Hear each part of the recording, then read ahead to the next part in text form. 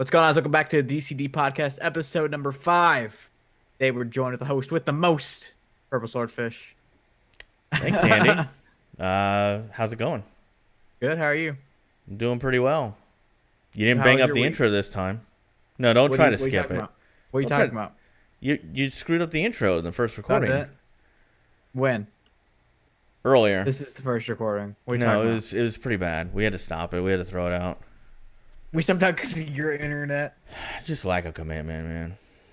What, dude? You should do this again. No, like I'm just saying we had to record this on a Tuesday night instead of a Thursday, so this is like 4 days, right? 5 days, something. And why are we recording this early? Because you have prior engagements and you're not committed to this podcast. Why are you avoiding the fact that Thursday I'm driving to your house? No. Yes. It's a cover story.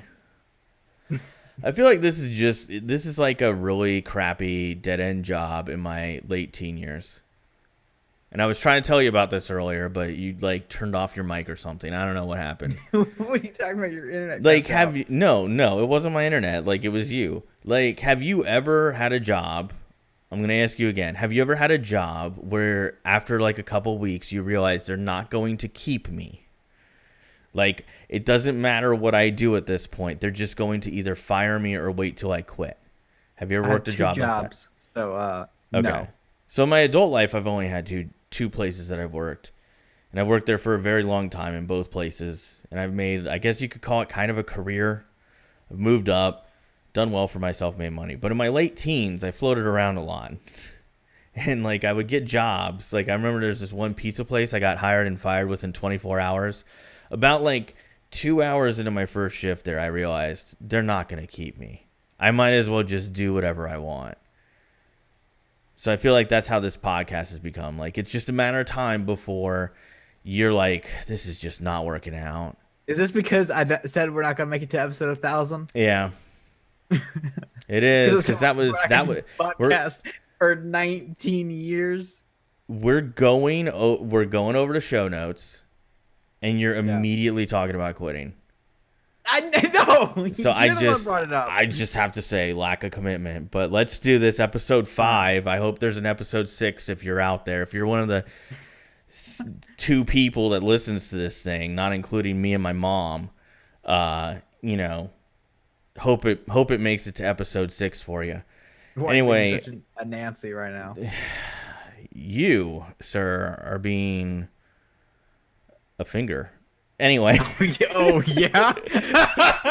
Oh yeah. You know, funny story. Before I ask you how your week was, all joking aside, Ashley came up with she was talking about my t-shirt store, right? Because I was telling her like I'm really excited. And here's the main point of this story.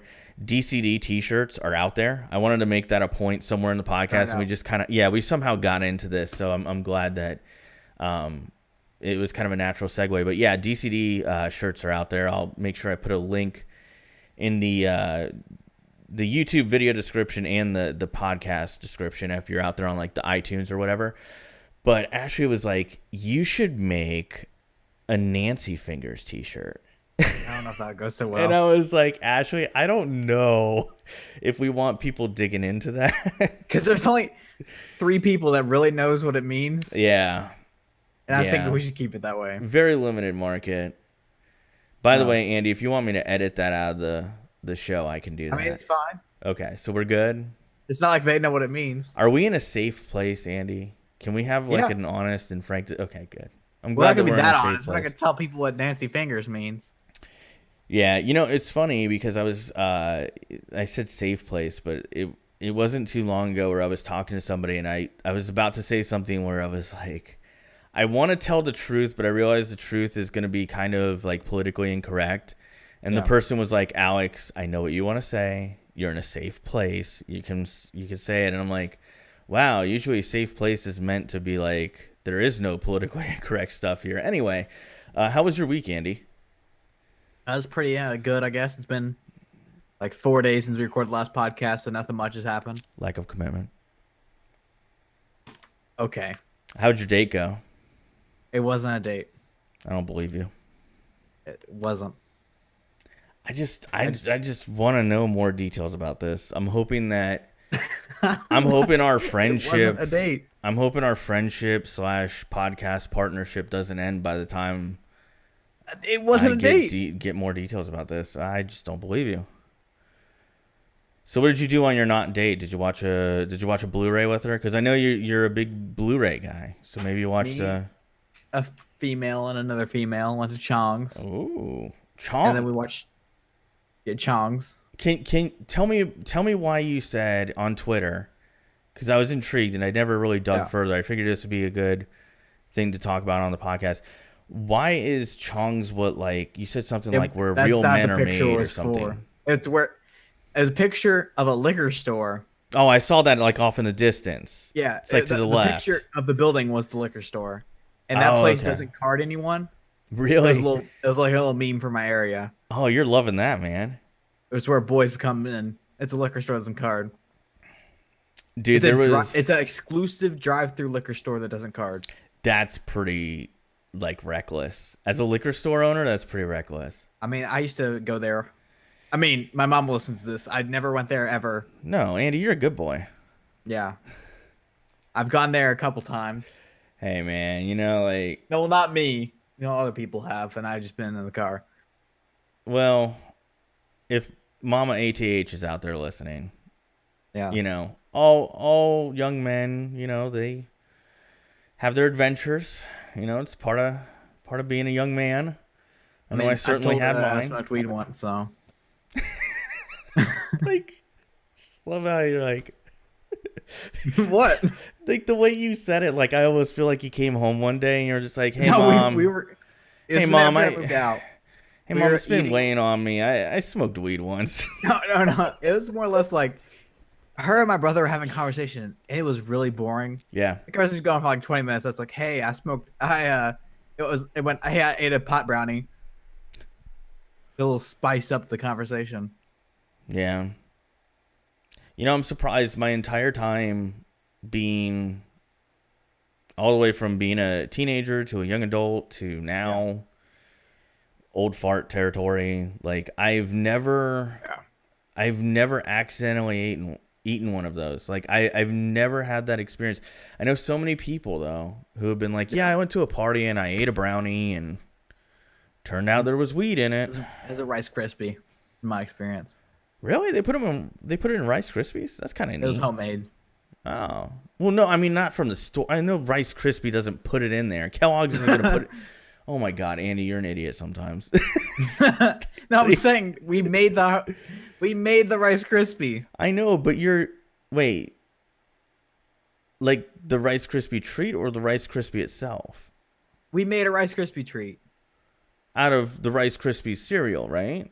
Yeah, we got the cereal and we made marshmallow stuff. Yeah, but the way you just when I was like, "Oh man, I didn't know people did that," you were like, "Well, no, we made it ourselves." You made it sound like I was thinking that you could go to a store and buy a Rice Krispies treat box full of weed or something. No. I know that's not the case. Well, I mean that's that's a whole new world right now. Yeah. But yeah, man. Well, so how was your week? I heard you had a kerfuffle at a comic book store. So here's a pro tip from your friend Purple Swordfish. If you've been planning on going somewhere after work and you end up working a little bit extra late because, usually I try to get out of the office. By office, I mean home office. But, I try to get out of the office by 5 o'clock, 5:30, 6, something like that. Ended up working a little bit later, a little bit after 6, and I go, "Hey Ashley, let's go to the comic book store. Let's go pick up all my Sonic comics that I haven't picked up for weeks."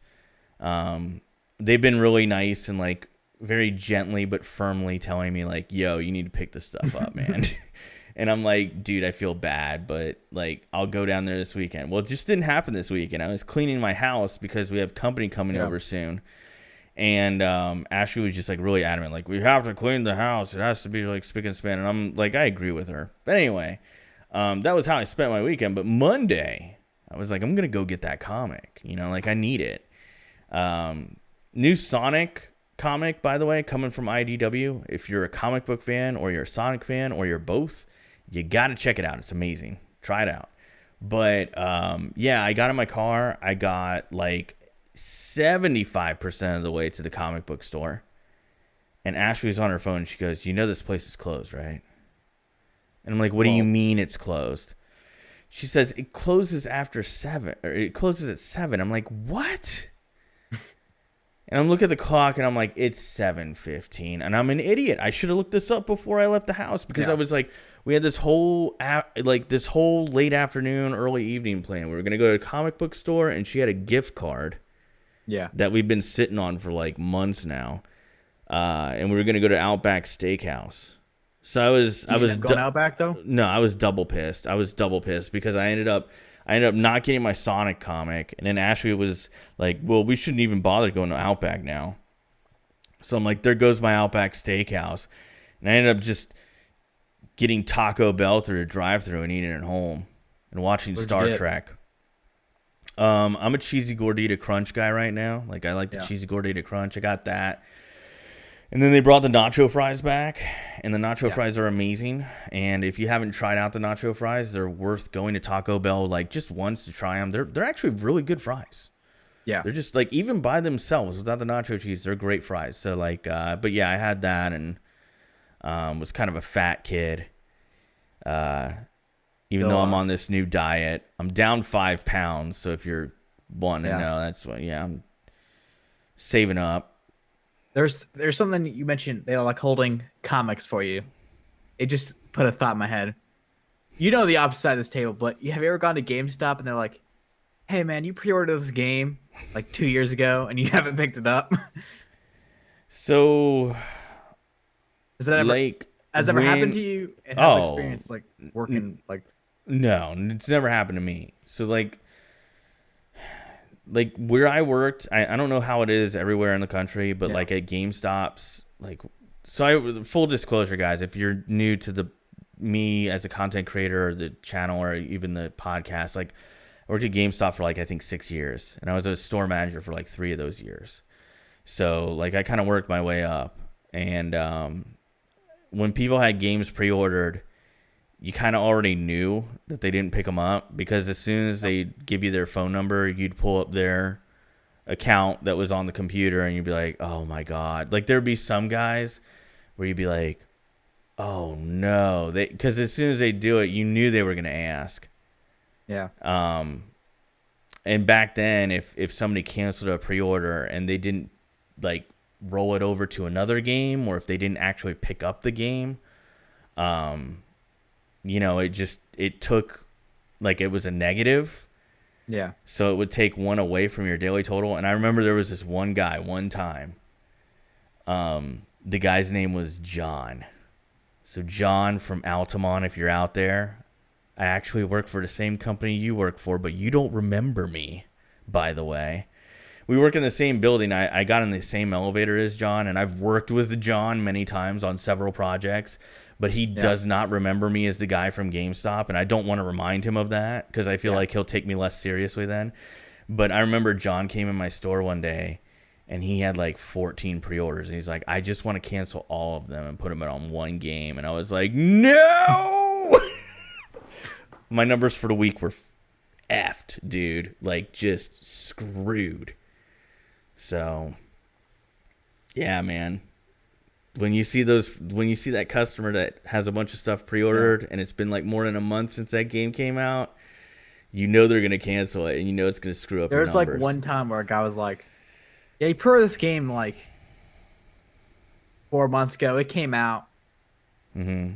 They're like, well, we could just like move the $5 onto your purchase or whatever. Sometimes, see, like nowadays, I feel like they're more apt to tell you. But I will say this. I did get my arm twisted into pre-ordering Madden 18. Yeah. Like a year and a half ago. And when I went back to that store, I didn't have the heart to tell the guy that I wanted to cancel it, and he didn't bring it up. So I know there's $5 sitting at that store, and I don't know when I'm going to get it back. Speaking of Madden 18, did you know if you pre-order Madden 19 through Madden 18, you get 10% off. If you pre-order it with EA Access, you get 20% off the digital copy. Really? See, Yeah. those stack then. Yeah. Okay. If you pre-order through Madden 18 and you have EA Access, you get 20% off. EA, I see you, man. That's good. See, here's the thing, man. If they want to do that with digital going forward, 20% off if you pre-order it, I'm still gonna be at the last game. 10% for EA Access, 10% if you own the last game. But I mean, I'm still gonna be a physical guy because I want to be able to sell it when I'm done with it. Yeah. But for a lot of people, I feel like that makes it really tough to go physical. Yeah. Because you do get it earlier. And you don't have to get up off the couch to switch games, which I know is a big deal for some people. But, I love that. I mean, I love it too. Like, I love when I have digital games because I can just do it on the fly and I don't even have to get up off the couch. I mean, it is kind of nice. You can kind of switch around real quick. Also, as someone who owns 2 Xboxes, if I have one disc downstairs, I don't have to go downstairs in the middle of a stream if I'm switching games. I mean, it's just, it's first world problems, but nevertheless, I mean, I don't know. I'll still always be a physical guy until that goes away forever, but... I mean, we discussed this in past podcasts. Sorry. We don't want to go into that. But speaking of games, have you been playing anything this week? Been playing World of Warcraft, and then I did a stream on a game called 20XX on the Xbox One. The stream ended up being really fun, and it's a really great game if you like Mega Man games or roguelike type games. I'd highly recommend 20XX. It's on everything now. It's on Switch, Xbox One, PS4, and Steam. But yeah, the developer was really nice. They reached out to me. I like this happens every once in a while, maybe once or twice a month. And he reached out to me and he's like, "Yeah, man, like this game just came out on console and we were wondering if you'd like to play it on your channel." Have you worked with the publisher before, maybe? No. Shockingly enough, no. I've never worked with the publisher or the developer before, and I don't know how they found me. I have no idea. But every once in a while, one of them will find me, and they'll send me a code, and if it's something that I think I'll like playing, like on the channel, I'll do it. And it ended up being a really fun game. After I got into the stream, I played it for another hour.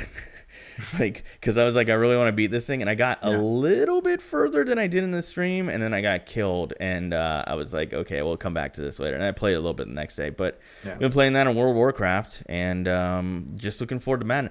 That 1 month break has been great, because I feel like I just cannot wait for some football, dude. What have you been playing? Still playing NHL beta at max cap. Yeah. There's something, I don't know. I'd never get Madden NHL when it comes out. But there is something very concerning with the beta's broken, like bad. Yeah. Like you'll like search for a game and it'll act like you're in a lobby, but there's no one there. And then there's sometimes where it'll start the game, it'll just freeze. It'll like just black screen. There's like a whole bunch of broken stuff with the game. It sounds like kind of similar to I want to say NHL 15 on the Xbox One. I remember when the beta came out for that, I was really into it. I was playing it with some friends, and it had that same issue where you would get dumped into a game, and it just like wouldn't really start, if that makes sense. I watched a video of a guy that he got into a game, it lagged out both of his opponents, but the game didn't acknowledge the fact that there's no one else in the game. So he played the game, but the characters that were controlled by human people just sat there and didn't do anything. You can kind of tell when you play NHL that it doesn't have the same budget. I mean, I like the games, but I'm just saying, like, you can tell. It's not their worst game they make, but no, it's not. I'd give that to it's sports EA side. I would give that to NBA Live, but budget wise and consumer wise, NHL's the least. Don't sleep on Live though. I think Live's made some major strides. I think that year off really benefited them, but they've still got a ways to go. Although I will say this, Andy, I really think NHL content would be good on your channel. Just saying. Just a little. Just Alex's take on your channel. Since you're gonna have some free time on your hands when you quit the podcast. Anyway, Yeah, we had a poll Yeah, that the poll. isn't over yet, but currently we have Star Trek versus Star Wars. The vote is It's at it's all but over. 70% Yeah. Star Wars Oh versus man. 30% Star Trek with Oh, the last time 20. I checked it, it was 65-35. It's getting worse. It's 70 to 30. Yeah.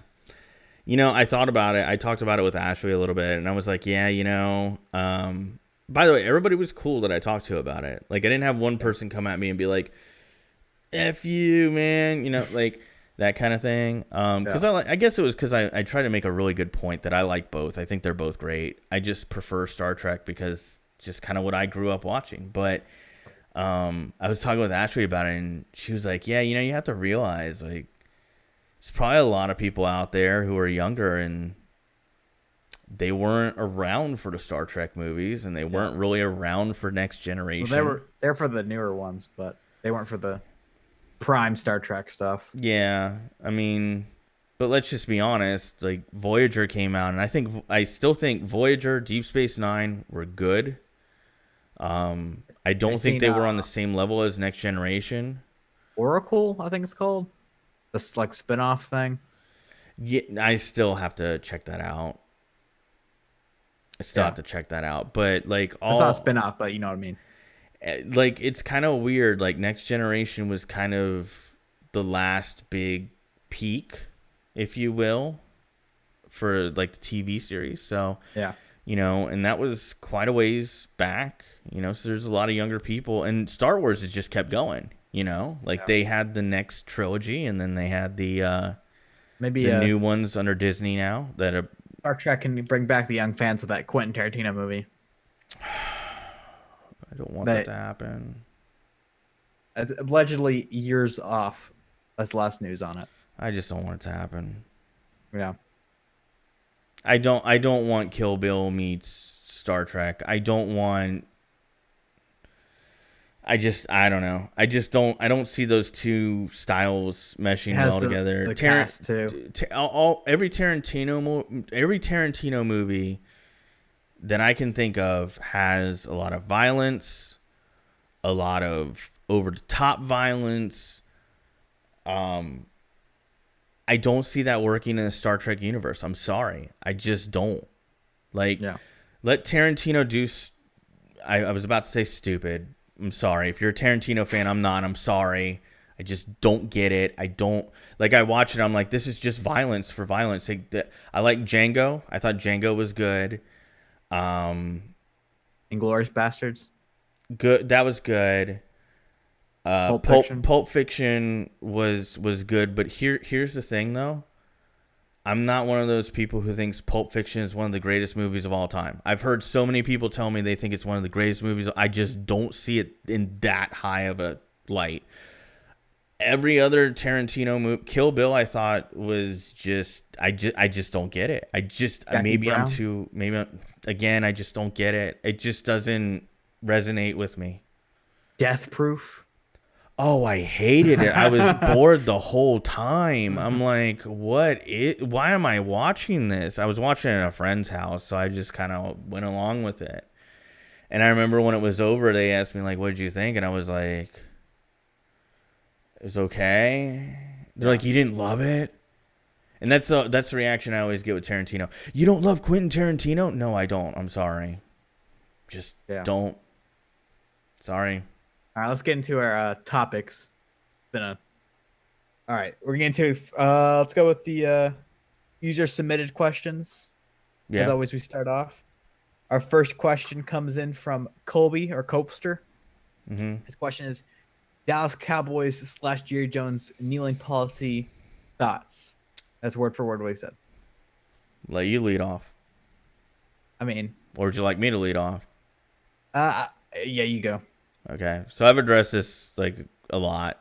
So some of you probably already know how I feel about this. So, like, I see it from two perspectives. One is, like, me personally, I would always stand for the national anthem, take my hat off, hand over my heart, that kind of guy, right? It's just who I am. That's just how I was raised. I have a great respect for the country. I'm proud to be an American, all that. At the same time, I think what comes with that is First Amendment rights. So when I would go to sports events as a kid and I would see certain people in the audience who would literally just refuse to even get out of their seats, much less stand up, right? I would look at it and go, well, I guess they just don't feel the same way I do, but Yeah. you know, what are we to do? Tell them they have to? That kind of goes against the whole American ideal. However, I will say this.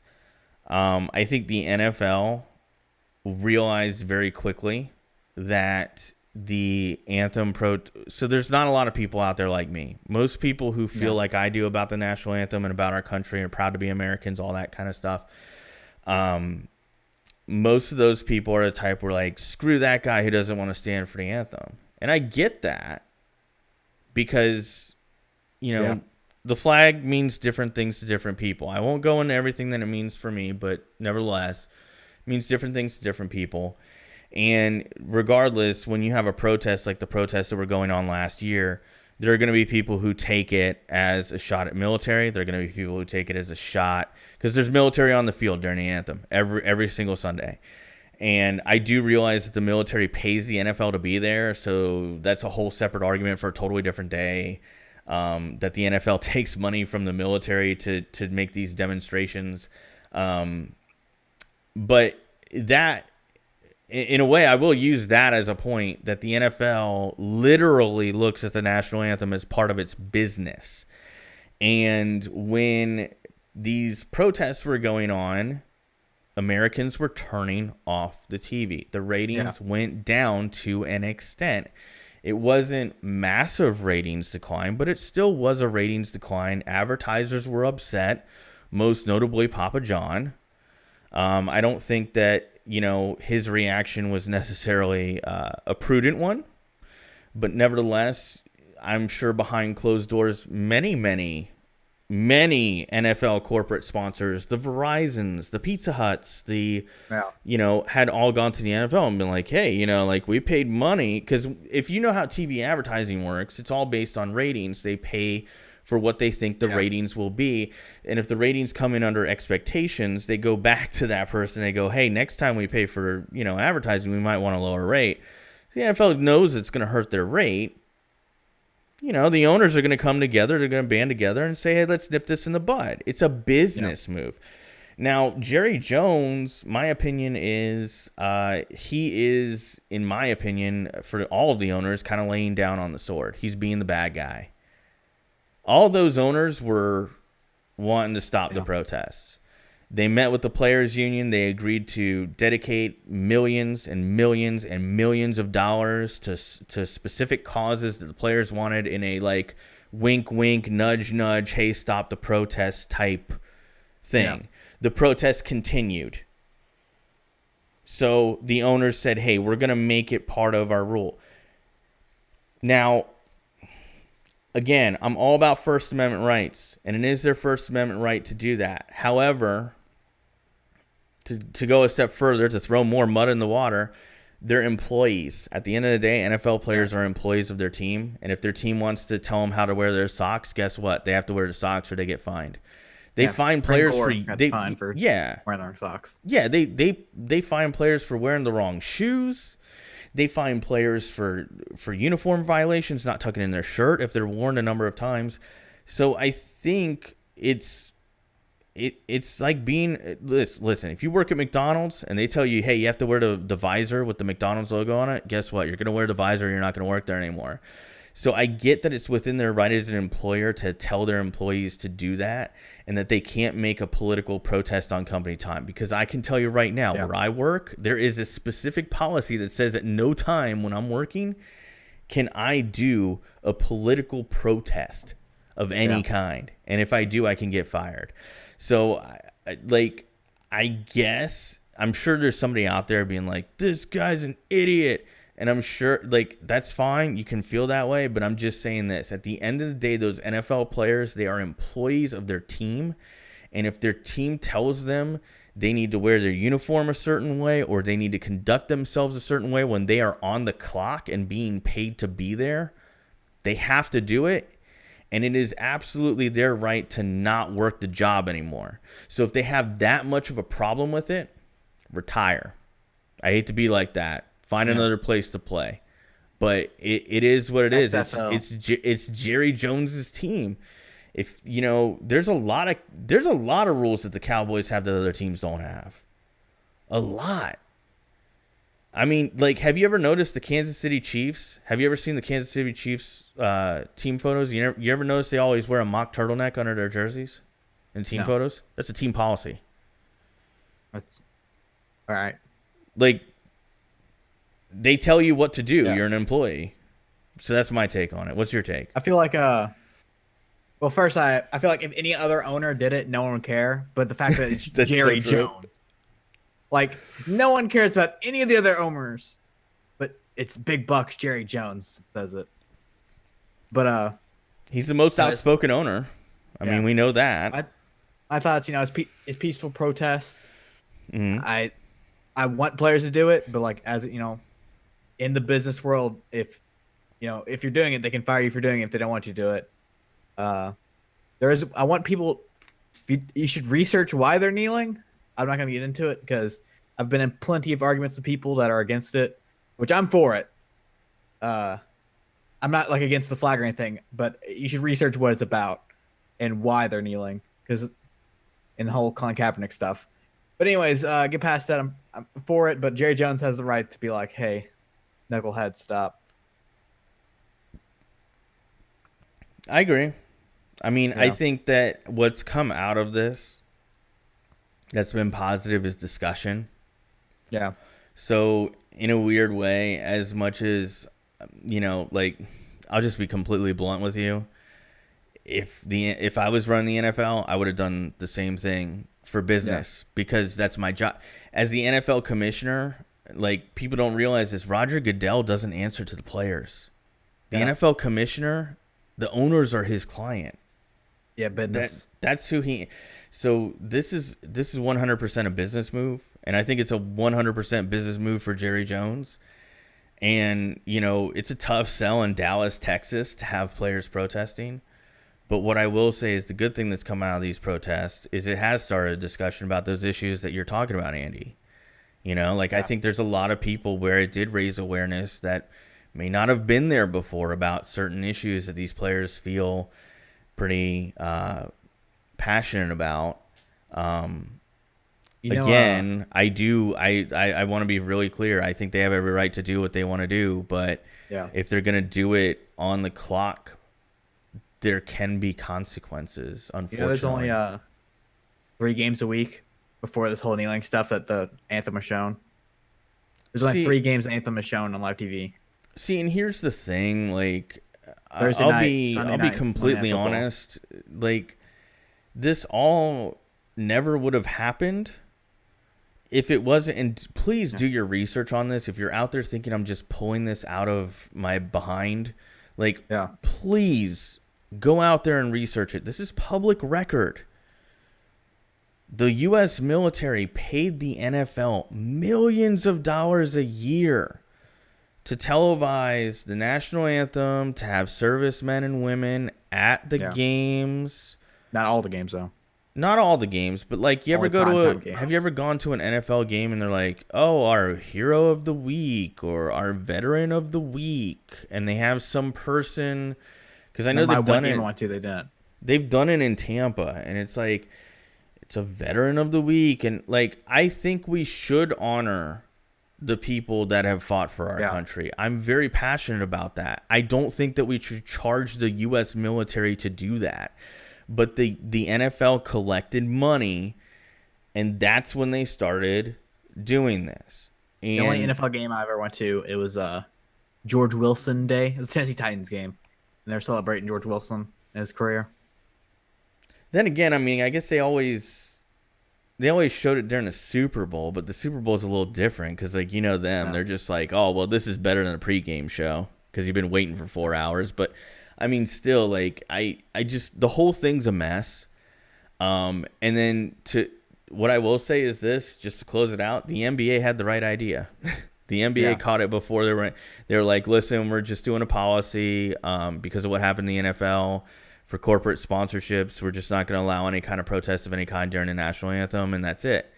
And it just kind of went over. Like that just got like looked over because they caught it beforehand. But I mean, this isn't the first time people had protests like the Rams did a couple of years ago. It is. I forgot who got. There was some cop killing someone, and they protested it. Yeah, it was in the St. Louis area. I forget the circumstances around the Trayvon Martin. No, that wasn't Trayvon. No, it was someone else. No, it was near the time Trayvon though. I think it was I think it was for the Michael Brown shooting. Yeah, that's it. But nevertheless, I mean, my thing is, you absolutely have your First Amendment rights, and it's a complicated issue, isn't it? Like that's what I come away with. Like, it's really hard to find a solution, isn't there? Like, there's no perfect solution. At the end of the day, someone's gonna get mad. Somebody is. It's just it's a really tough and multi-layered issue. Have you ever seen Richard Sherman talk like I think it's his first press conference after he joined the 49ers talking about business? I didn't see that one, but I will say this: Richard Sherman's a really smart dude. Yeah, he was like, he was talking. He was like, I don't care what people say. I was a Seahawk. I joined the 49ers. But at the end of the day, this is a business move. It's the best move I could do for business. It was the best offer on the table. Yep. He also wanted to move to that area. He grew up in that area. He wants to run an IT business after he retires. Richard Sherman, I wish there were more graduated NFL. Stanford with a 4.0. Yeah, I wish there were more NFL players like Richard Sherman who use their platform for good. I know that he does a lot of work. I know that IT company that he's talking about founding. They're gonna work Sherman on Foundation. Yeah, they're gonna tie it in with his foundation. They're gonna do a lot of stuff for kids that don't really have access to technology. He's also like, I don't know how else to say it other than like when you hear Richard Sherman talk, he sees the big picture, dude. Like he gets the small issues, like the tunnel vision issues that most people focus on. Like he can talk about that all day, but like he gets the big picture. It's weird. Like you don't always see that from pro athletes. Like a lot of times they get caught up on the like, the real political answers that they give in every interview because they don't want to make anybody mad or anything. Like I always loved how Richard Sherman just like, he's just honest, man. Take it for whatever you will. Like he just shoots straight with people. He gets away with, like he does, like no one ever's like, I don't know, like his diction and everything, the way he says the things. Very good speaker. Yeah. Like he has a good way of making his point in a very like it's just like it comes across really articulate. Like not over exuberant, not brash, that kind of thing. So I think he's going to be great for the 49ers. Like whatever they get on the field with him, great. But I think in the locker room, he's going to be a huge help for a lot of those younger guys who need to kind of learn how it is to be on a good team. Have you seen? They're like that secondary is really close. There's a picture of him talking to I think it was Adrian Colbert. Is like, when the goat's talking, I'm listening. And they're like super close already after just in training camp. He can teach those guys a lot, man, and I think he's still got something left in the tank. And he can teach them how to watch film. Yep, like everything. But have you seen the LeBron school yet and all that stuff? Like, bro, like it's really exceptional what he's doing. Yeah, and my hope. When Ashley was telling me about it today, she was asking me if I had seen it, and I was like, yeah, I did. And I know he worked years to put it together. Like it was something that he had to probably put a lot of work into, a lot of money, but a lot of time too. Yeah. And bringing a lot of people together, a lot of partnerships to do it.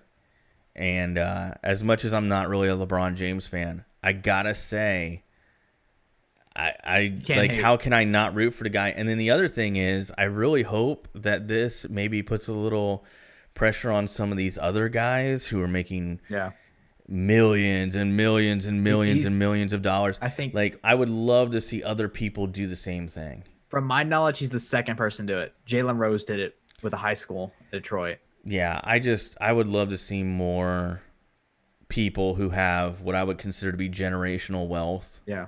Like, do stuff like that, because if you know LeBron James's childhood story, Yeah. like, what he's doing is what happened to him that helped him out, but on this massive broad scale, and it's really cool. Really cool stuff. 240 students are enrolled right now. Yeah. I think that, hopefully some of these other athletes reach out to LeBron, and I'm sure he'd tell them exactly how to do it. Yeah. And I think that's a great way to give back. Probably one of the best ways to give back, period. He's creating jobs for like the students that go there. They're not guaranteed jobs, but like they can go and get a job. And also he's like working it to where the parents of the students can get jobs. Yeah, I mean, that's old school community building. Yeah. Before people got all me first. And that goes for everybody, not just pro athletes. So, Colby, thanks for the question. We got off on a little bit of a tangent. Yeah, but what's our next listener question? Second listener question. We have two from the same person. So, with two from Jared or Spoon Sandwich on Twitter. The first one, his question is, why? Because. All right. And then our second question, it's most anticipated game this year that isn't a sports game. I know you guys are big on Madden, but what else are you looking forward to? And I'm adding on to this question. You can't say Battle for Azeroth. Why not? Because I know that's going to be your answer. That was my answer. You're big in World of Warcraft. You want Battle Azeroth. So I guess I'll go with my games while you. Yeah, let's do this. My games are I have a couple. I have Red Dead Redemption 2. Love the first one. I really want to play I love the second one technically. I really want to play the first one, Revolver. But Red Dead Redemption's awesome. Can't wait for the second one. And then a game that isn't really that well known, but Overkill's The Walking Dead looks really interesting. There's not that much information out on it, but it's supposed to come out in November. Feel like it's gonna get delayed because there's not that it's August. There's no information on the game. Besides the fact that Overkill's making it, and it's a Walking Dead game. Which Overkill are the guys that made Payday. They're making a Walking Dead game. And then I put asterisks next to these because they come out early next year. We got Metro Exodus and The Division 2. Mm-hmm. Those are I love the first ones. Or they're both franchise games. All of them are franchise games besides Overkill's game. Yeah, I didn't know Red Dead Redemption was coming out this year. Yeah, you thought it was coming out in February. Yeah, for some reason I kept thinking it was February. We've gone over this on the podcast. Yeah. I mean, wait. 2018. Yeah. It's coming out this year? Are we sure about that? Yes. It's coming out this year. I don't know how many times I have to tell you this. I don't know, man. Maybe I've Red Dead Redemption 2, October 26th, 2018. Okay. So I do want to just say Battle for Azeroth is going to be great, and that would be my answer if Andy didn't stifle me. So Red Dead's up there for me. Like, Red Dead is a day one purchase for me. Like, I want to make that abundantly clear. It's probably the one title that I'm really looking forward to that I would consider to be a AAA title. Battle for Azeroth isn't AAA. Yeah, I would consider it to be, But here's my answer, and it's mainly due to the fact that the third iteration of this series, I became kind of sort of obsessed with at one point, and I was playing it to a ridiculous level, even though I never made any content on it. That's Forza Horizon 4. Because Forza Horizon 3 to me was just a top-notch game. What was that? I was like, it's at 4 already. Well, yeah, because I mean, Forza Horizon 1 came out on the Xbox 360, very, very, very tail end. 2013. Yeah, and then Forza Horizon 2, I believe, I would have to look this up. I believe it came out on Xbox One, but I also believe it came out on Xbox 360 as well. And then Forza Horizon 3. Okay, so first off, I didn't play Horizon 1, okay? I did play Horizon 2, and it was great, okay? I loved Horizon 2. I even made a couple videos on my channel. 3, oh, man. Like, they just did a great job with it. Like, that has to be it. Whenever you said Forza me. Horizon 3, or you're like, because you were playing it, it threw me back because I used to play Forza 3. Mm-hmm. Like Forza Motorsport 3. Or I'm sorry. For your fans out there, it's pronounced Forza. Yeah. There's a silent T. Mm-hmm. I played Forza 3 back in the day. I kind of like, that's why I was like, there's 4 Horizons already. Yeah, I love Forza, the whole series. The first Forza Motorsports that was on the original Xbox came out in, I believe, 2005. I bought that day one, and from then I became a Forza guy, and I never touched another Gran Turismo game again. It's just an outstanding series. But Horizon, it's kind of weird. Like, I grew to like Horizon more because I feel like it's more fun to play, and I feel like it's a little bit more, it's definitely more accessible, if that makes sense. So yeah, Forza Horizon 4 real quick, just to give people a little bit more content here. A couple others that I'm really looking forward to this year. WWE 2K19, I think that's going to be really good. Sports games. It's not sports entertainment. Hitman 2 is really intriguing to me. So if you follow the channel, you know, yeah, everybody wants to know if I watch the trailer. And then one other one that is on just the Switch, Super Smash Brothers Ultimate. I'm really looking forward to that. I didn't even think about the Switch. The new Mario Party. Me too. I mean, I know I'm gonna have to buy both, you know, because Ashley's gonna want both. But yeah, there's quite a bit of good stuff coming out other than Madden. This year I'm gonna be a little bit more selective about what I buy, because I found that with all the content creation and time I have to pour into Madden, like I just usually don't have the time to play other stuff. Especially on the weekends. Yeah, especially on the weekends. Anyway, great question from Jared. Yeah. That's a really good one. Brings us to my topic. Check those people out. The Twitters will be in the description. Yep. We go to Mike. His question inspired my question. Mm-hmm.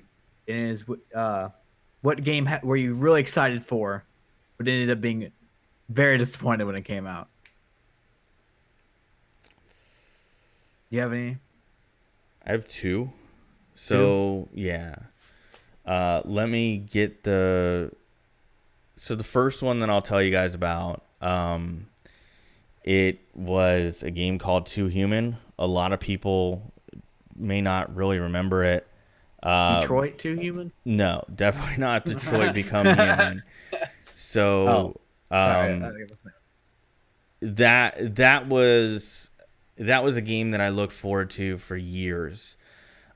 Famously, Too Human, I believe, initially started its dev cycle in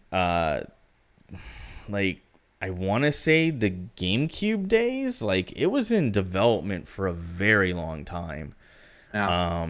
And when it eventually came out, it was actually put out on the Xbox 360. Originally, Actually, I'm looking at it right now. It was in development for 10 years before its release, which would have put it.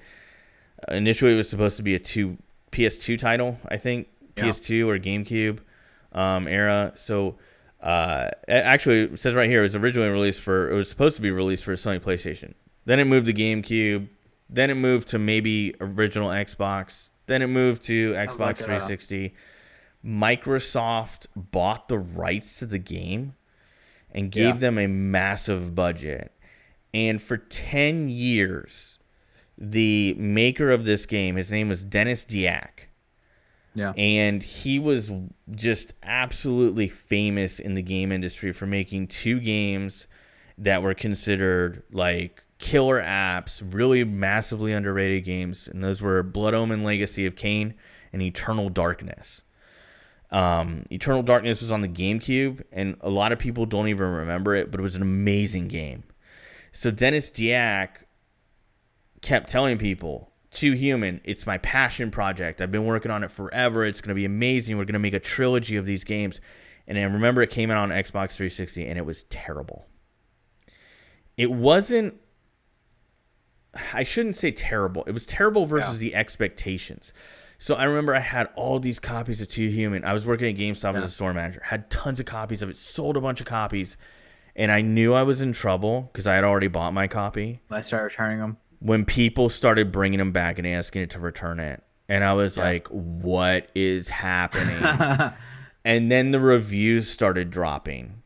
Yeah. And I'm looking up the reviews on my phone. And back then, there were not great smartphones with web browsers back then. So I'm looking up the reviews, and I'm like, all you could see, Blackberries. Sorry. All you could see was like, pretty much like the score and like a general stuff.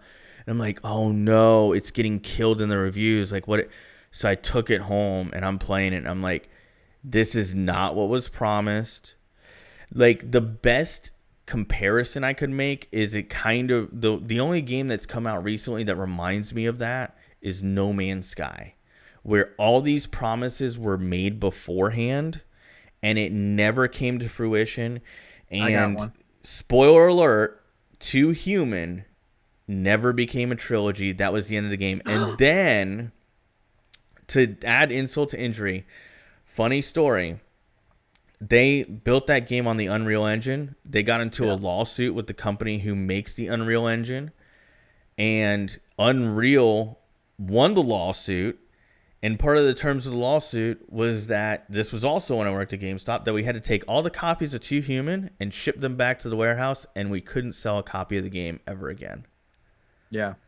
So, so Too Human. That would be my answer. Andy, what's yours? Did you see the budget for Too Human? I mean, something's been in development for 10 years, probably like 100 mil, right? Something like that. 114 million. Microsoft really believed in it. They bought the rights, Andy. They published it. They also funded, I want to say, 3 years of development. And here's the really crazy part. What if I told you that Too Human 2, they had already funded the start of development for that, and then when the first game came out, it just really stunk in terms of sales, reviews, everything. And Microsoft was like, we're done. We're done. And they cut the cord. So, you said you had 2 games. What's the other one? Oh, the other one that I would tell you is WrestleMania 21 on the Xbox original. Yeah. That was supposed to be a great wrestling game. Again, it was the one that made a lot of promises, and that game was so broken. Again, it was kind of like Too Human. I was working at GameStop at the time. I was really hyped up about the game. I had it paid off, pre-ordered, all that. And I remember I was working my shift, and I'm like, I can't wait to go home and play this thing. Yeah. And as I was selling copies of the game, I saw all those customers come back. This game's broken. This game freezes all the time. Got an email by the end of the night saying the developer was recalling the game and that we were to take all the games off the shelves and send them back, and that we weren't to sell any more copies. I ended up not buying my copy, and I never bought it again. I never bought the game. We got the fixed copies in like a week later. You should have kept a copy. Why? So I can. It was so broken, Andy. Collector's item. Who wants to collect that? You in 10 years you could have made a YouTube video. Worst game ever. Nah. Not even worth it. You won't get the hits. Even when they sent the recalled or the fixed copies back, we put one in our demo unit in the store and it was still broken, so I just never bought it. But so my game, all my friends were like kind of excited for it. You may know the game. Came out 3 years ago. Called Murdered Soul Suspect. So I bought it $60 digital. Played it for 5 minutes. And was so just insanely bored and just didn't enjoy it that I deleted it. Never touched it again. I just spent $60 on it and can't get a return because I bought it digitally. And to put salt in my wound, 3 months after it came out, it was free with gold. So I think I own a copy of it, but I don't think I've ever booted it up. I got it for free, but I never booted it up. Boring. Yeah. I heard the achievements are easy, so. Yeah, they are. Maybe go try it out and get the achievements. I don't know. I could have got it for free, but I spent $60 on it. So I really like that topic. I got one for next week that I think will be just as interesting. Yeah. I liked your answer though. That I wouldn't have been able to guess that one. I mean, I feel like you couldn't guess anyone's disappointing game. Oh no, I felt like I could have been like, I don't know, Madden 15, and you would have been like, I hate Madden 15. I mean, I don't, it's Madden. They're all kind of bad. You're hilarious, dude. They're all bad besides 13. Speaking of Madden, Madden's coming out next week or tomorrow. Technically for us, tomorrow. For EA Access tomorrow, yeah. Yeah. I'm looking forward to it. Are you? Yeah. I'm not. So I want to ask you a couple questions. Yeah. So that we have this in the archives. Before I quit Madden. Forever on. Yeah, well, that's one of the questions. Forever on YouTube. I want to ask, what kind of content can we expect from ATH in Madden 19? I don't know. You don't know. I got to make a rebuild because, all my subscribers are going to be like, where's the rebuild? Where's the rebuild? Exactly like that. Yeah. That's what they all sound like. Every comment is like, Browns rebuild or unsubscribe. And then like 2 weeks later, they'll still comment, Browns rebuild. After I did it, I will do it. And they'll be like, where's the Browns rebuild? We've been asking forever. But I made the video. Where's the Browns rebuild? That's like every comment, I swear. Like half of them are from teams that I've already done. They're like, where's it at? Just appear offline. Appear offline does not work. So rebuilds. What else? What else can we expect from you? Ultimate Team. Ultimate Team, okay. Draft Champions. Draft Champions, okay. Or I'm sorry. Mutt Draft. Mutt Drafts, yeah. I may stream on a PC that I may or may not get. I may be streaming within the week of this coming out. I really want us to try and get the co-stream idea to work. You remember when we would do that, where we'd be like, just pull up both streams and mute one of us? I mean, there's a website you can do that. Yeah. That would be tight. I feel like that would be good. There's a website, I don't know what it's called, but like we pulled up and it shows both. You still have to mute one that has both streams on. I don't know. Maybe we make that work. Anything else you're gonna do in Madden 19? I don't know. I may quit playing it after like a month. That was actually going to be my next question. How long do you think you're gonna create content for it? I don't know. Last year I didn't make it to Thanksgiving, so let's try to make it to Thanksgiving this year. God, I hope you go longer than that, man. Yeah. It just depends if I'm enjoying it or not. You're one of those creators in Madden that I say, God, how can I put it? You ever go to like a mom and pop place? No. Like a restaurant, and you're like, this food is amazing, but just nobody knows about it. And No. you're sitting there and going like, man, if people find out about it, this place could blow up. I feel like that's how I feel about your content. Yeah. Even though I think you're a I don't know. quitter Yeah, I because you're am. quitting the podcast. I mean, even though I think At you're a least, quitter, at least I keep on coming back. I came back more than once, Ninkata.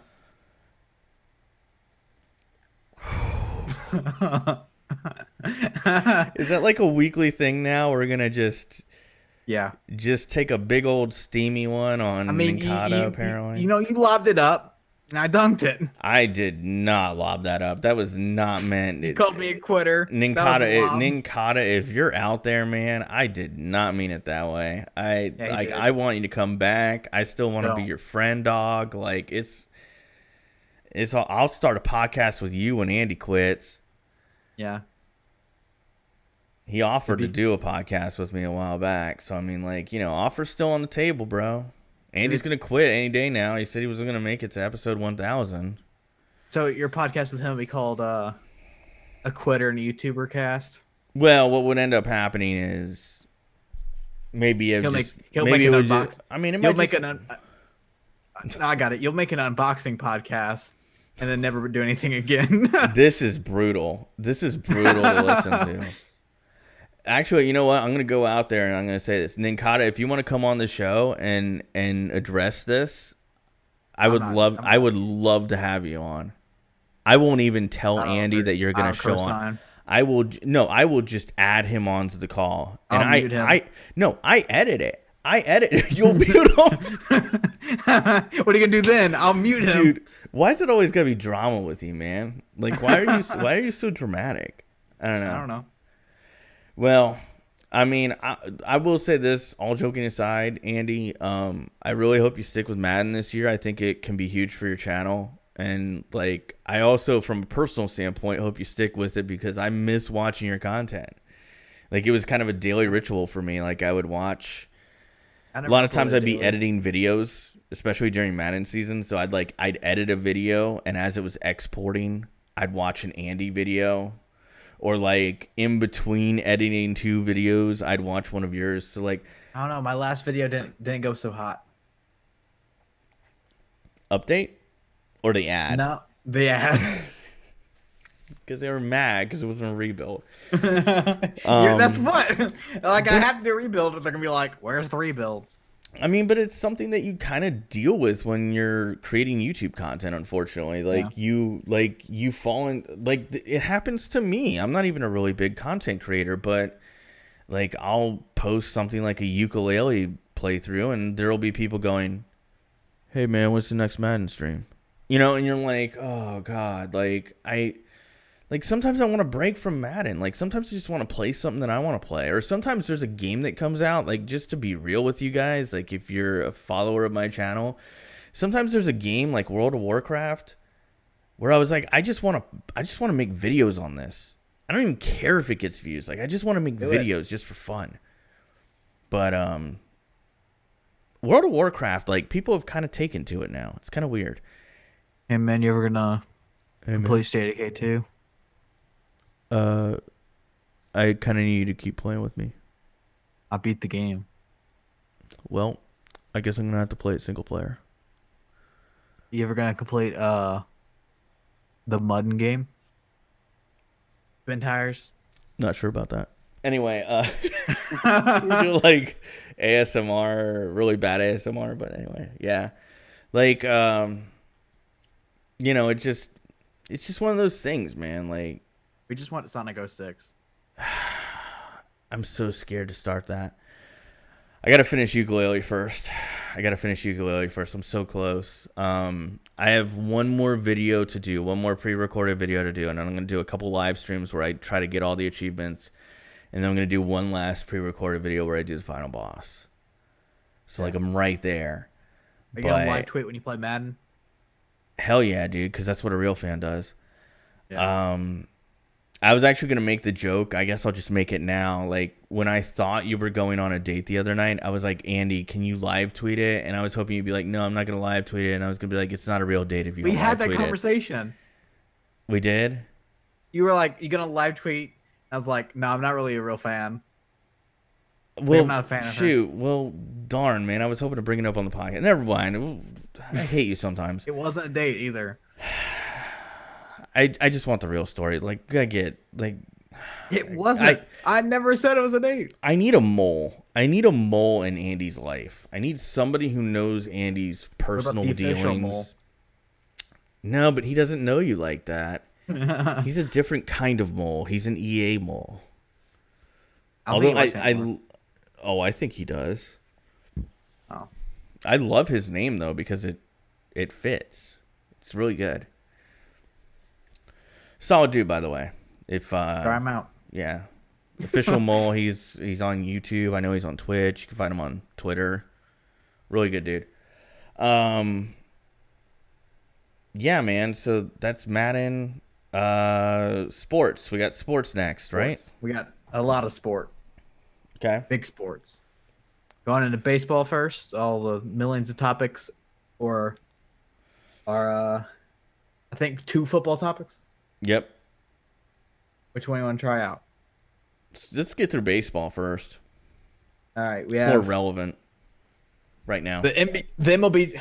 Well, as of recording it, Yeah. By the time it's coming out, probably not. But so how's your Marlins? Well, they traded Cameron Maben for a reliever that did as much research on him as I could. It is really, by the way, Andy, as a Marlins fan, I've found out, especially since the last fire sale, I found out it's very, very hard to get reliable information on prospects. Yeah. So, like, you can get stats, but getting scouting reports and such that are reliable and not just opinion. So, like, you know, if you're out there and you know where I can go to get, like, good information on prospects, because as a Marlins fan, all I have to look forward to is potentially the future. If you know of a good place to go for that, reach out to your buddy Purple Swordfish on Twitter, at Swordfish There's a Show. website that Draftneck Mark uses. I'll have to look that up. But nevertheless, Maben got traded. Wait, what? Like, it's not like a great place, but it basically gives them like an MLB rating. I think the max is like 80. And if it's like above 50, I think it's above average. Stuff like that. Yeah, so like that might be the look going forward for me, because, like, I mean, as a Marlins fan, that's really all I have to look forward to. But yeah, they traded Maben to the Mariners. The Mariners wanted somebody who could, you know, run the bases, maybe add a little bit of a bat to their lineup. Maben's been having a decent year for the Marlins. He hasn't been starting every day, but he's been doing good when he does play. And he's a tremendous base runner. He's good in the field. Not a great player, but, you know, for a team that might want to try to make a playoff run, he's a good person to have, and that was shown in his run with the Astros last year. So they got a reliever back that, in looking at him, as much information I was able to find, doesn't look very promising. But then again, Maben was only signed to a one-year deal. Just Cameron Maben. So you're just getting a couple months of Cameron Maben. So, I mean, if that reliever ends up being, because he's just a straight-up reliever, he's got really good size. I think he's like 6'5", 6'6". Yeah. He's doing well this year in the minors, but then again, it's single A, or double A rather. So it's kind of hard to tell. Anyway, there was that. If he ends up ever making a major league roster, I guess it's worth it. The other trade that I thought was a little bit more intriguing, for the reason that was I guess the least newsworthy, was trading Ziegler for an infielder who is also a prospect and looks, you know, kind of like the reliever. Like, you don't know what he could or could not be. But it was interesting that they traded for more international signing pool money in that deal. Yeah. And the reason I find that intriguing and hopeful is the Marlins are currently, along with the Baltimore Orioles, taking a really long, hard look at the Cuban prospect Victor Mesa. And if I did read a scouting report on him about a week ago when he was linked to the Marlins and the Orioles. Yeah. And the scouting report basically said if he was declared eligible as an international player today, he would be considered the #1 international prospect in baseball. So, very encouraging that the Marlins are looking into this guy. I hope they can get him. Maybe that international money is part of trying to get that guy. Yeah. The Marlins really need good players, and they need them fast. The Red Sox are in a similar situation trying to get an international player. You may know Yohan Moncada. You know who that is? Yeah. And, he was in the same situation. He currently, I think, is 3rd most strikeouts in the league. But, we traded Moncada for Chris Sale. Can't be mad about that. Well, I mean, Marlins, totally different situation than the Red Sox. Red Sox have made some interesting moves. Stacked. That's all I can say. Stacked. They picked up Ian Kinsler. They were rumored to get Beltre, didn't. They were rumored to get Kelvin Herrera. They didn't get him as well, which is sad. I like the move to get Kinsler. I think that's a good guy to have on the roster for Dustin making a playoff run. has played 3 games this year. So you would have to tell me what's happened with him. What? He had like a wrist problem. I think that's still what he's dealing with. I just feel like Dustin Pedroia's career has been horribly marred by injuries. Yeah. It's unfortunate because I like Dustin Pedroia. He's unbelievable talent. But they're moving Ian Kinsler to be the day-to-day second baseman, and they're moving who they were playing there, Eduardo Nunez, which is having a pretty bad year offensively, to third base. But Ian Kinsler's also not doing that well offensively this year. But there's some things to look forward to that Draft Night Mark mentioned. Reds, obviously Fenway's a hitter's park, especially for righties. True. Off the green monster. And also, whenever Kinsler's playing for a competitive team, like back when he's playing for the Rangers, he played better than whenever he's playing for a team that isn't competing for anything. Inspire him. The 75 and 34 Red Sox. Sorry. They're pretty good. I feel like the Red Sox made some good moves. It is interesting because it really does feel, as I said before the podcast, it really does feel like the early 2000s, mid 2000s. Yeah. Where every year the Red Sox in free agency and through trades at the deadline, and same thing with the Yankees, they're always looking to stock up because they know in October, September, October, those last couple series at the end of the regular season and in the playoffs, it's a 2-team race. There is one thing that is kind of sad from us recording a little bit early. Yeah. The Red Sox and the Yankees have a series between recording this and it coming out. So, well, I mean, I guess you could live tweet it and then people could go back and read your live tweets. The Yankees are currently 5 games behind. And if the Yankees want to do anything, they have to win those games. Well, the Yankees went out and they made a really good move. And I know we talked about it last week, but I have to. Well, the one that I'm talking about is J.A. Happ. I hate to come on here and sound like a J.A. Happ fangirl, but I think J.A. Happ is amazing, and I think that he's going to be great for the Yankees. And look at what he did in his debut. He came out and he pitched 6 good innings, and that's all they're going to ask from him. Is just they're not asking for complete game shutouts. They're just asking him to be a middle of the rotation, end of the rotation guy who can come in there and give him some quality innings. So I feel like that was a great pickup for the Yankees. He always pitches the Red Sox pretty well. I think that's going to be a concern for the Red Sox. Also in that series, Chris Sale's hurt. That 10-day disabled list. So, I mean, might be a good way for the Yankees to make up some headway. I don't really care for either team. Obviously, I'm a Marlins fan, but can't stand the Yankees because they always seem to somehow get the Marlins' best players one way or another.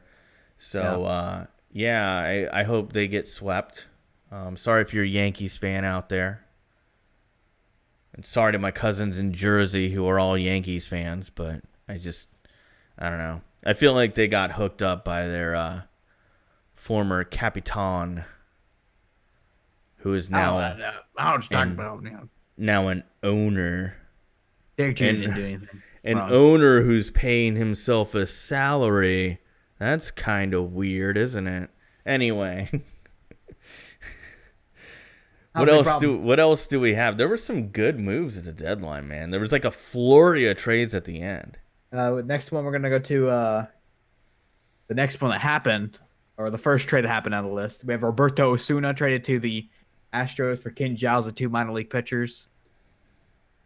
Ken Giles is having an off year. When they won last year, he did not play well in the playoffs, and they get arguably the best closer in baseball, 23-year-old Roberto Osuna. I think he's on pace to have the most saves in MLB history. It's always good to have, a guy like that. Yeah, especially in the playoffs, man. There's so many times where not having a dependable closer has been an issue.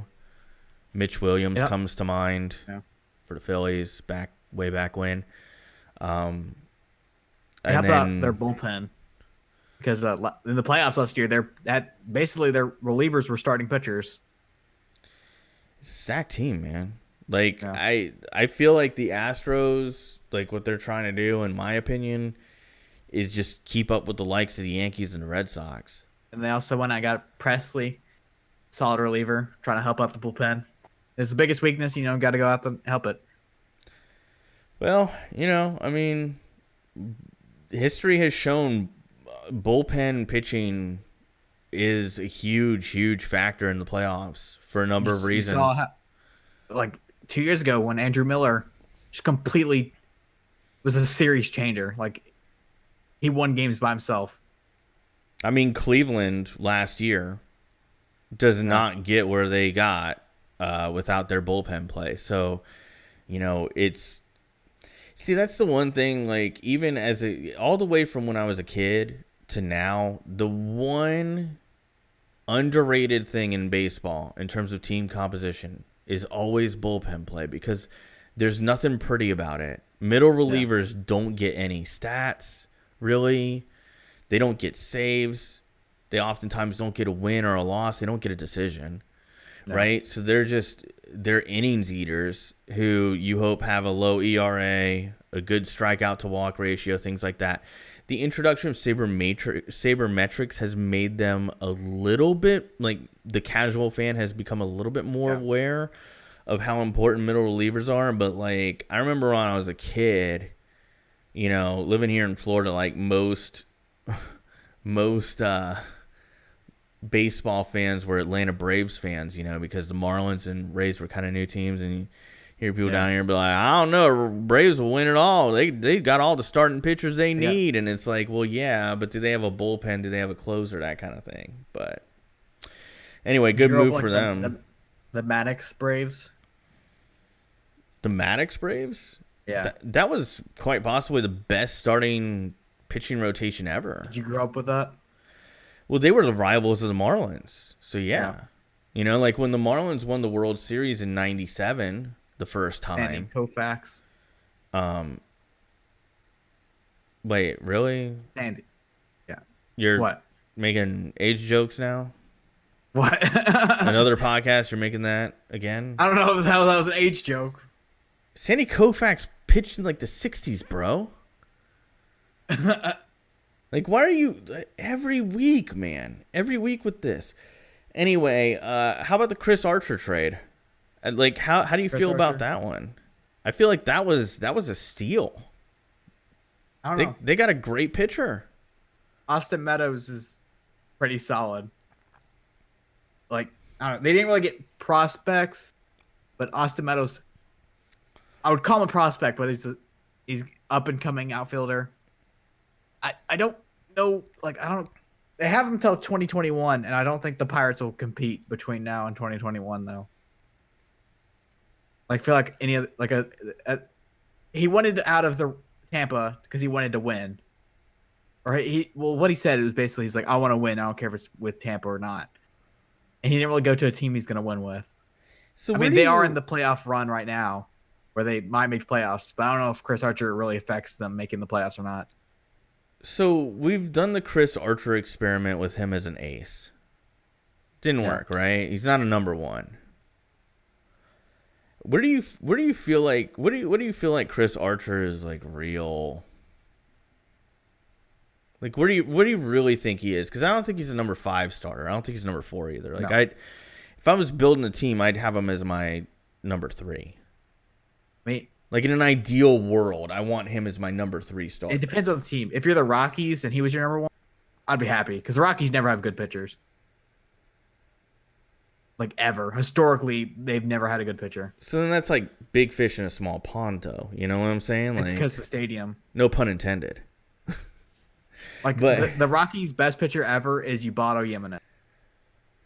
Yeah, which isn't saying much because he had, I think, 2 good years there, and then that's their greatest pitcher ever. Oh man, I'm trying to think of a pitcher that would prove I like researched wrong, this because I thought about it. I was like, man, the Rockies never had a good pitcher, and I looked it up. I'm like, literally, it's just Ubaldo. Because, like, they came in the league in '93 with the Marlins, so.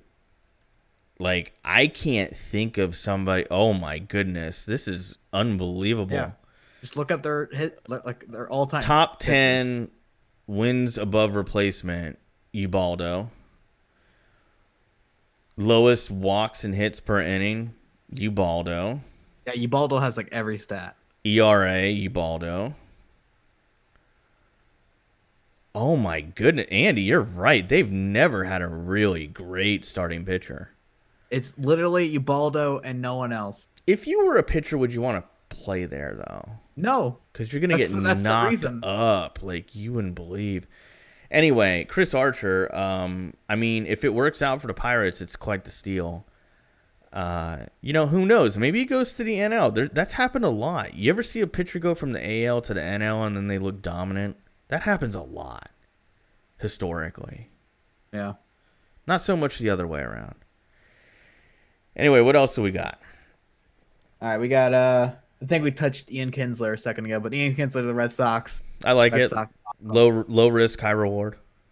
That's another rental that we've been talking about a lot. Nothing wrong with the rental. Brian Dozier to the Dodgers for Logan Forsythe, Smeltzer, and Raleigh. So they gave up Forsythe, but they didn't give up that much for.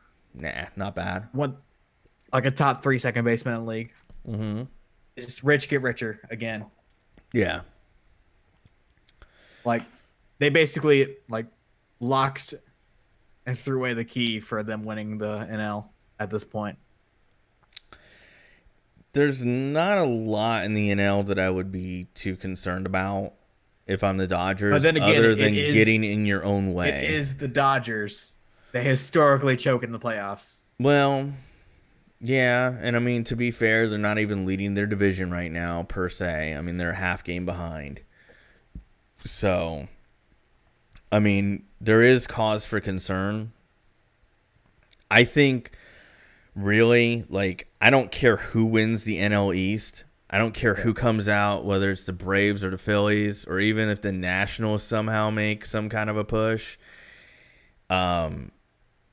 I really feel like the NL is literally the Cubs, the Brewers, the Diamondbacks, Rockies, and the Dodgers. I feel like those are the teams that can make a claim for the NL. If I had to narrow that down to 3, I would say if I had to bet on it, I would say Dodgers, Brewers, and then the Cubs. I like the Brewers a lot. Yeah. And they got better also with trades, but they did.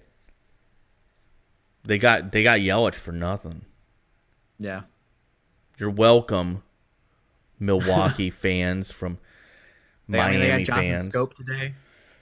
Yeah, I bet they gave up more for him than they ever gave up for Yelich. You know, one thing I forgot to mention, Ziegler, the guy that the Marlins gave him up, right? Yeah.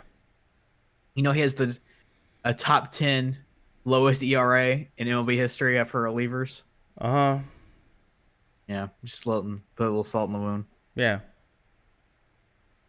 But it happens. They got an infielder prospect and some international signing bonus money, and I tried to put some lipstick on that pig by saying maybe they get that international prospect that they're tied to. But the early reports are that that kid wants to go to Baltimore. I don't know why. Come to Miami. I'm sorry. Like, there's Cubans, a better. Let's just Cuban be to real. Miami. Miami has this whole giant section called Like Little Cuban Havana. culture. I don't know if you know that, Andy, because you're not from Florida. But like in Miami, there's this giant section of Miami. Yeah. It's called Little Havana, and it's like almost entirely Cuban. Yeah. He'd feel right at home. Come to Miami. It's gonna be cool. 305.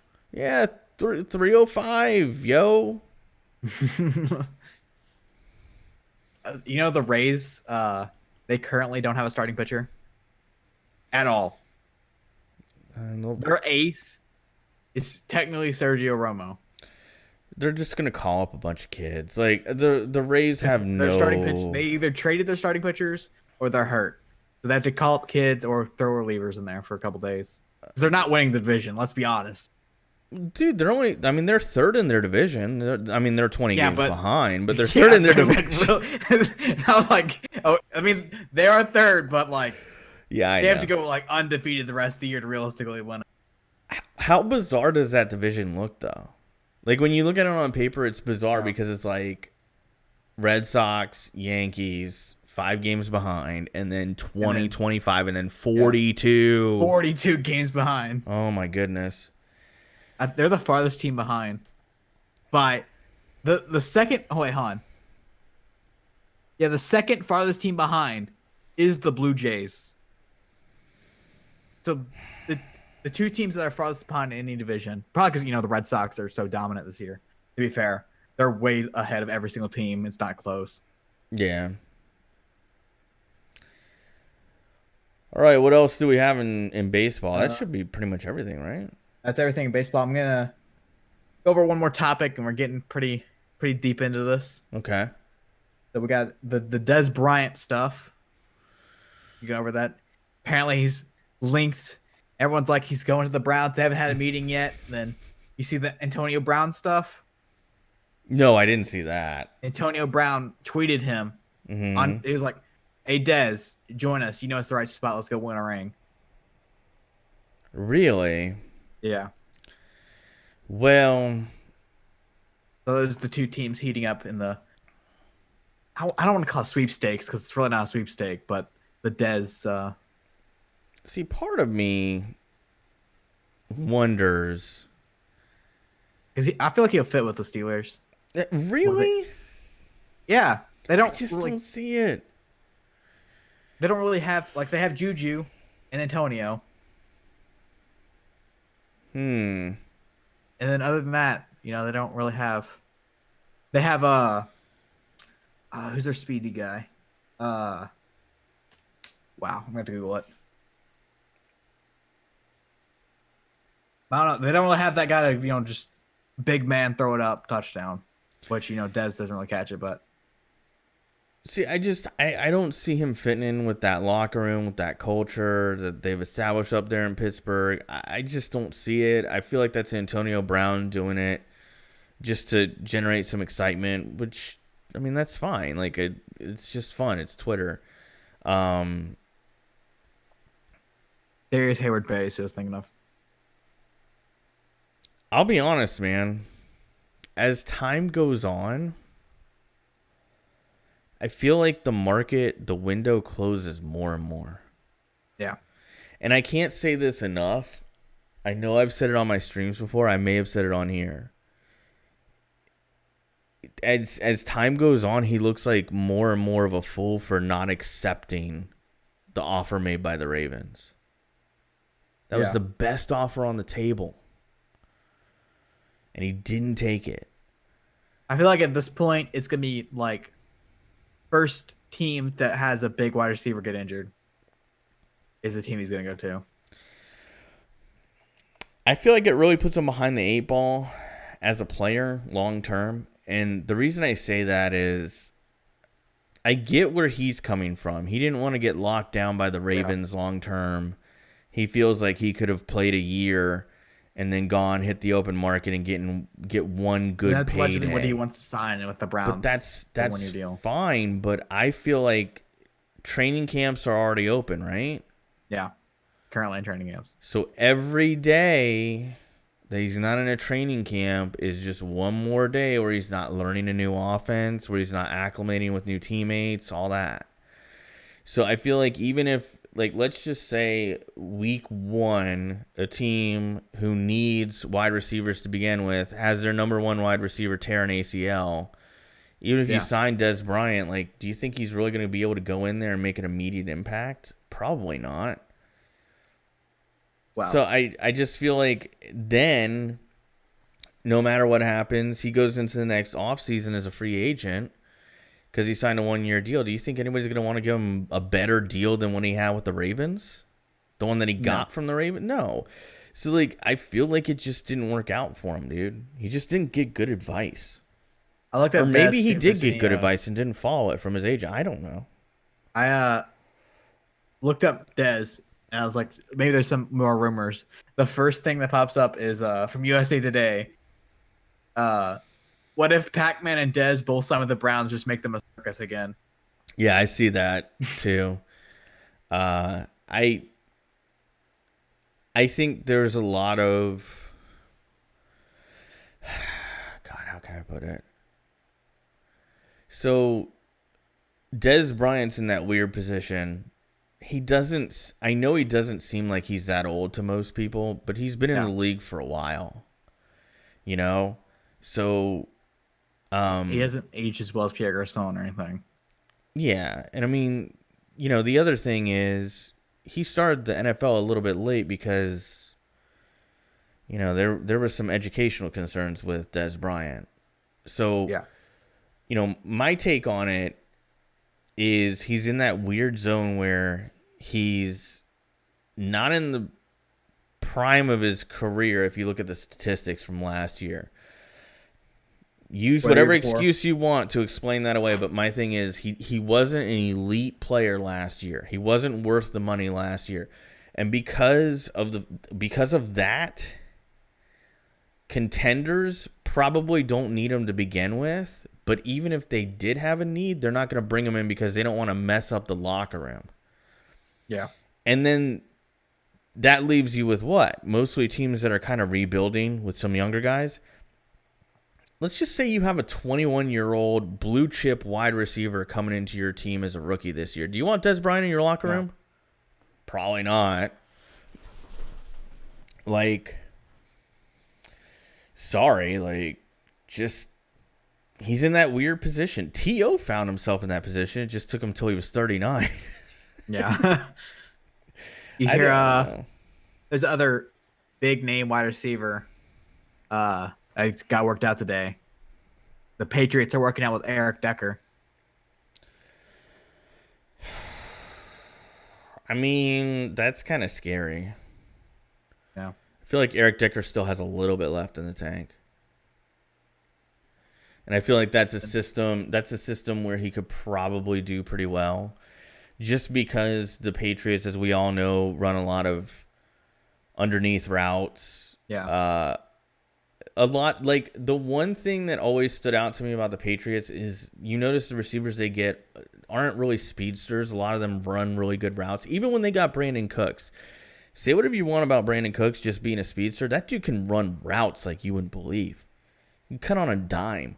So, like, the Patriots always go out and get guys that can run routes because if they can get open. And I feel like Eric Decker could be very dangerous in that respect. Well, they don't have Danny Amendola because he signed with the Dolphins. Edelman's got a 4-game suspension. Amendola got paid, by the way. Yeah. Dolphins, way more than he deserved. Dolphins got like a Brinks truck that Isaiah Thomas was hoping for, and they were like bagging it up like, Amendola, come on. It's like the 1 year Amendola doesn't get hurt. Like, all right, get the money. Yeah. He's gonna get hurt. It happens every year. This, like, whenever you give him actual playing time, he gets hurt. Have him play for the Rams, the Patriots. That's why he's not number one. Every year, there's always somebody in my fantasy football leagues who drafts him really high, and I'm like, oh god. Like, he's good, but like He is. He's just like Sam Bradford. He's guaranteed, which is bad. Like, I don't like root for anyone to get hurt or anything, but it's almost a guarantee he's gonna get hurt. No, Sam Bradford has a degenerative knee condition. Like, that came out. Like, that's public knowledge now. So, you know. But, yeah, I mean, I think the Patriots could find some use for Eric Decker. But, you know, the thing is, like, they could sign you as a wide receiver and probably find a use for you. Like, they have a system where they can plug in guys that... Because let's be real, like, they got more out of Amendola than anybody else had, and they've gotten more. I would be willing to go out there and say I think that they've gotten more out of Julian Edelman than any other NFL team could have gotten out of Julian Edelman. There's only like a couple teams that could have done that with those type of players. I even feel like. I feel like Shanahan could do it. As talented as Rob Gronkowski is, I don't feel like that. If Rob Gronkowski got drafted by the Bucs, he would not have the same career. He would not put up those numbers. It's different whenever you have that scheme Tom Brady. With Tom Brady, arguably the greatest coach of all time. I don't like the Patriots, by the way. I'm Bucs fan, like right there, like you see it, but like. As much as I don't like the Patriots and I get tired of seeing them in the Super Bowl all the time and I wish that other teams could win more and, you know, like I really wanted to see Jacksonville win a Super Bowl because I know so many Jacksonville fans. Yeah. Dude, like that scheme, that coach, that quarterback, it's like everything is all working together. It's very odd. Yeah. Like what's going on in the last 6 months where they don't seem to be on the same page. Because for 15 years beforehand, it wasn't that way. So, but yeah, that'll be interesting. Eric Decker going to the Patriots potentially. Well, maybe it'll happen between this time and the next episode. I think it's time to call it Yeah, it is time to call it quits on this one. A bit longer than 15 minutes. I don't know why. Yeah. We brought too many topics. We should have only brought one. Yep. But anything you want to lead off on? No, man. Just want to reiterate, you know, maybe T-shirts. Yeah, T-shirts. Those are available. They'll be up until Andy quits the show because he's shown a clear lack of commitment. But you can buy them. They're on sale right now for $14. I don't know if they will be when we get this out there, but nope, definitely not. I'm gonna try like hell to get them on sale for $14. I'll email TeePublic and be like, yo. Anyway, guys, I guess we'll see you next week. And Red Sox are awesome. Thanks for tuning in. Yeah, even though you complain about them all the time. Anyway, thanks for listening, guys. We'll see you next week. Deuce with next the Buse. Next time on the Dead Child Duo Show. Bye.